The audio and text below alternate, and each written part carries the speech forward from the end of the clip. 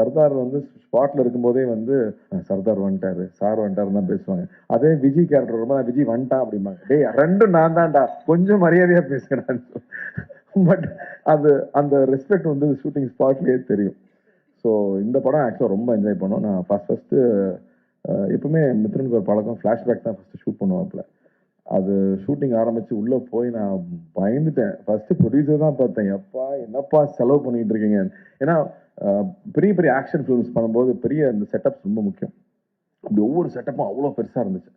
லக்கூட்டு கேட்டேன், லக்கு என்னம்மா இது? இல்லை இல்லைம்மா, நல்லா வரும் நல்லா வரும், பயப்படாத. ஏன்னா எனக்கு ப்ரொடியூசருக்கு பயமாவே இருக்கு. ப்ரொடியூசர் சேஃப் ஆகணும், ப்ரொடியூசர் சேஃப் ஆகணும். ஏன்னா வெறும் ஒரு ஐடியாவையும் உழைப்பை மட்டுமே நம்பி அவ்வளோ பொருட்செலவு, அவ்வளோ பெரிய ரிஸ்க் எடுத்துட்டு இருக்காங்க. நீ ப்ரொடியூசராக இருக்கிறது அவ்வளோ ஈஸி இல்லை. ரிலீஸ் வரைக்கும் ப்ரொடியூசர் தான் பண்ண வேண்டியது இருக்கு. எல்லா ரிஸ்க் ஆன் த ப்ரொடியூசருங்கும் போது அந்த அந்த பயம் எப்பவுமே மைண்ட்ல இருந்துட்டே இருக்கும், அவங்க சேஃப் ஆகணும்னு. பட் அந்த அளவுக்கு இந்த படத்துல மித்தனோட உழைப்பு வந்து ரொம்ப ரொம்ப இம்பார்ட்டண்டா நான் பாக்குறேன்.